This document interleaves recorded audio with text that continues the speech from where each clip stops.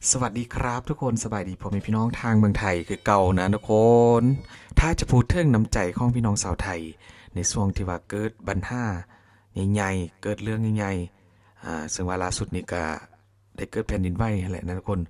เพราะพี่รู้สึกว่าคนไทยนะหลายๆคนเลยแหละทุกคนที่มีการออกมาช่วยเหลือคนไทยด้วยกันในยามที่ว่าตกทุกข์ได้ยากหรือว่าลำบากกับเหตุการณ์ที่ว่าเกิดขึ้นนะทุกคนมื้อนี้ก็เป็นน้ำใจของคนไทยแบบคนไทยบ่ทิ่มกันนั่นแหละตามแคปชั่นตามสโลแกนที่มีมายาวนานก็คือเป็นคลิปที่ป้าพิมพ์เห็นแล้วก็รู้สึกปลื้มนะทุกคนปลื้มแทนอาจจะเป็นประเทศเดียวในโลกที่ว่าเป็นคนไทยที่ว่าเข้าทำแบบนี้แล้วก็ช่วยกันทุกวิธีทางบ่ว่าจะเป็นประชาชนคนธรรมดานักร้องดารานักแสดงหลายๆหน่วยงานกู้ภัยแล้วก็ภาครัฐเอกชนเขาช่วยกันหมดคนละไม้คนละมือช่วยกันทุกช่องทางเขาสร้างอาหารแห้งทุกอย่างนะทุกคนมาเข้าไปเบิ่งคลิปกันเลยทุกคนหลายคนอาจจะอยากจะเห็นคลิปไปนำแล้วก็เราจะพูดคุยกันเรื่องนี้ทุกคนกับคนไทยไม่ทิมกันนะไปนี่เลยทุกคนคลิปแรกทุกคนก็คือเรื่องข้องครัวพระราชทานที่หลายคนก็คุ้นเคยกันแล้วแหละนะแต่ว่าสำหรับป้าพิมพ์ก็คือทุกคนป้าพิมพ์ก็รู้สึกแบบปลื้มแทนพี่น้องชาวไทยนะที่ว่ามีโครงการดีๆข้องครัวพระราชทานหรือว่าโรงครัวพระราชทานที่ได้มาตั้งสถานที่ในจุดที่ว่าเกิดเหตุตึกถล่มนะทุกคนก็คือทำอาหารแจกให้กับพี่น้องประชาชนชาวไทยแล้วก็หลักๆก็คือจะเป็นหลายๆหน่วยงานที่เข้ามาช่วยเหลือนั่นแหละทุกคนบอกว่าจะเป็น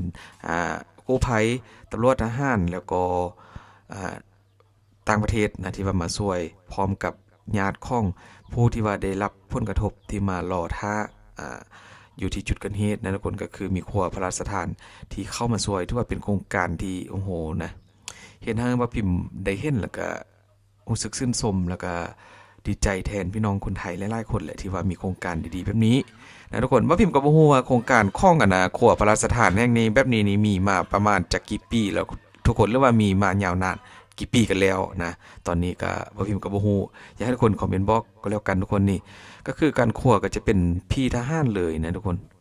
เป็นเป็นเซฟเป็นพ่อครัวแล้วก็จัดใส่กล่องแบบนี้ให้คนที่ว่ามาช่วยแจกจ่ายกันไปนะทุกคนกับอาหารแต่ละมื้อก็ถือว่าเป็นโครงการที่โอ้โหโคตรดีเลยทุกคนดีสุดๆนะโรงครัวพระราชทาน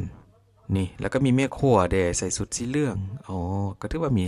หลากหลายนะคนที่ว่าเข้าได้มาช่วยกันทุกอย่างนะพ่อครัวแม่ครัวก็แต่ละเมนูก็แบบเป็นเมนูที่ว่าน่ากินทั้งนั้นเลยแหละเป็นประเภทผัดเผ็ดผัดพริกแกงอาหารไทยที่ว่าอร่อยๆทั้งนั้นกันเลยนี่เลยทุกคนซีซั่นแบบหน้าตาอาหารโอ้โหน่ากินแฮงทุกๆเมนูทุกคนถือว่าเข้าครัวแบบเยอะมากๆนะผัดมือละกี่หม้อก็ บ่ฮู้เลยเพราะว่าเห็นแล้วก็มีคนหลายนั่นแหละนะทุกคนตามที่ทุกคนฮู้ก็คือแบบมีหลายหน่วยงานมาช่วยก็ต้องทำอาหารแบบเยอะๆแบบนี้เพื่อจะแจกจ่ายให้มันครบกันทุกคนนะทั้งเครื่องดื่มน้ำดื่มแล้วก็เครื่องดื่มเย็นๆมีหลายกันเลยแล้วก็อีกอย่างหนึ่งนะทุกคนเชื่อบ่ว่าการช่วยเหลือของพี่น้องชาวไทย ทุกๆคนเลยแหละที่ว่าได้เข้ามาช่วยเหลือยื่นมือเข้ามาแล้วก็บางคนบ่ได้มาช่วยตัวเองก็จะส่งสิ่งของอาหารเครื่องดื่มยาหมานะเรื่องนี้เป็นข่าวดังไปทั่วโลกแล้วก็หลายๆประเทศฮู้จักว่าคนไทยเป็นคนนิสัยยังไงก็คือว่ายามตกทุกข์ได้ยากคือบ่พิมพ์เอาแต่ต้นคลิปเลยคนก็คือว่าคนไทยเขายื่นมือเข้ามาช่วยกันทุกคนจริงๆนะที่ว่ามีพอมีอยู่มีกินแล้วเขาก็จะช่วยกันนะทุกคนคนละเล็กคนละน้อยบางคนกันคนมาเป็นรถกระบะก็มีนะเป็นแบบซอยเรือแบบส่วนตัวนะทุกคน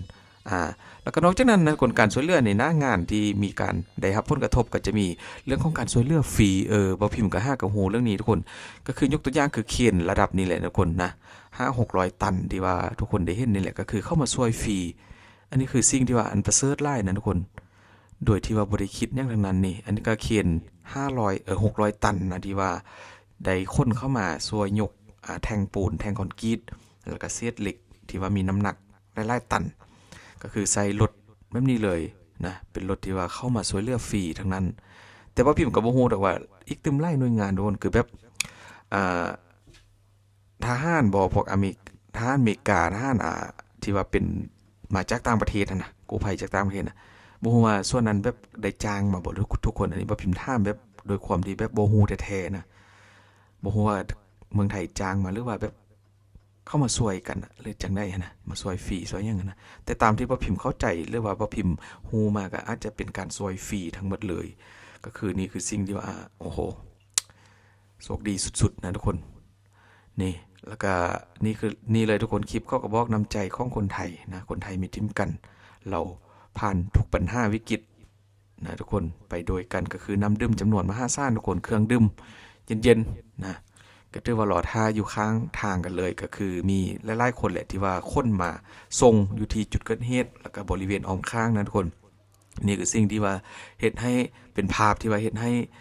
คนทั่วโลกได้เห็นนะถึงน้ำใจของคนไทยและนี่ก็จะเป็นพวกที่ว่ามีชื่อเสียงนะคนเป็นอินฟูแล้วก็ดาราหลายๆคนที่ว่าเข้ามาทำอาหารแจกให้กับจุดที่ว่าเกิดเหตุนั่นแหละหลายๆคนนะได้ซิมกันกับฝีมือของสาวๆก็คือว่า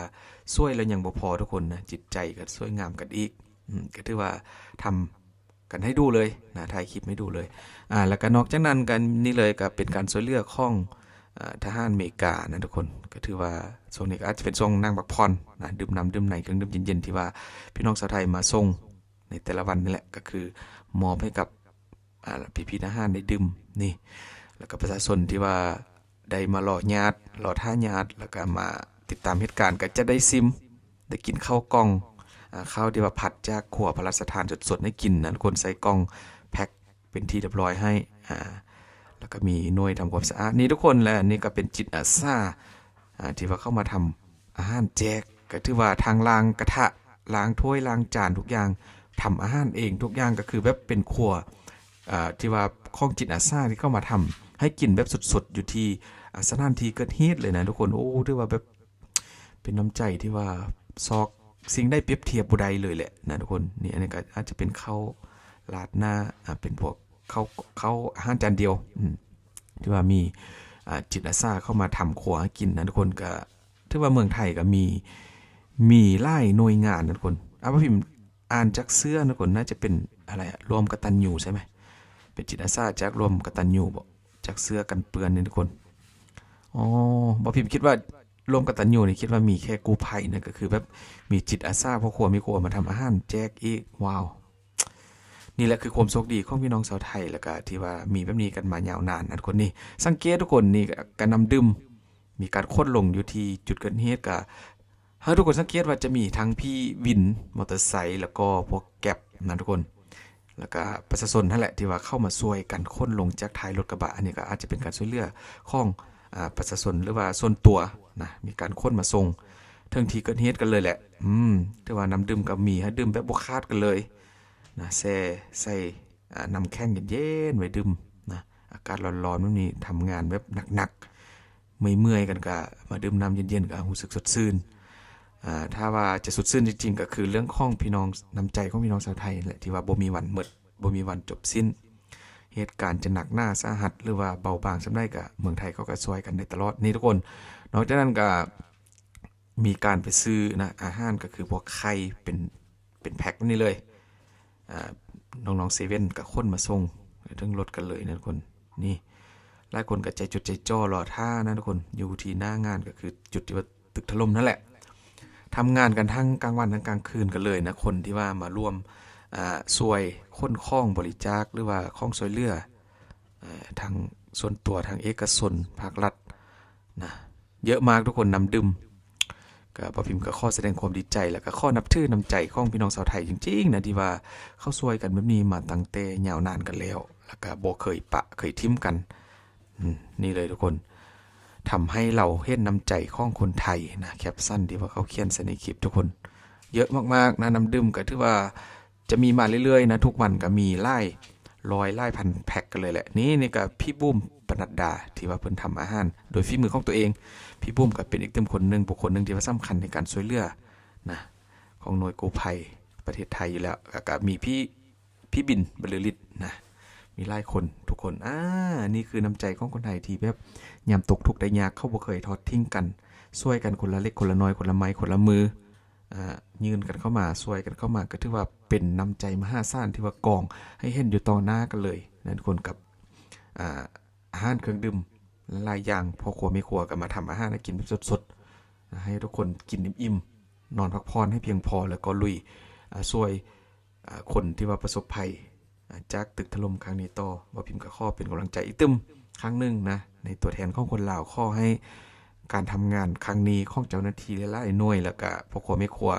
คนที่ว่าจะไปช่วยเหลือก็ขอให้ทุกคนสุขภาพร่างกายแข็งแรงนะร่ำๆรวยๆกันทุกคนแล้วก็ขอให้คนโชคดีนะขอให้ทำงานครั้งนี้ประสบผลสำเร็จแล้วก็ผ่านพ้นไปโดยดีขอให้เจอคนที่เกิดเหตุในครั้งนี้ขอให้ไวที่สุดนะทุกคนขอบคุณหลายๆทุกคนเจอกันคลิปหน้าเด้อ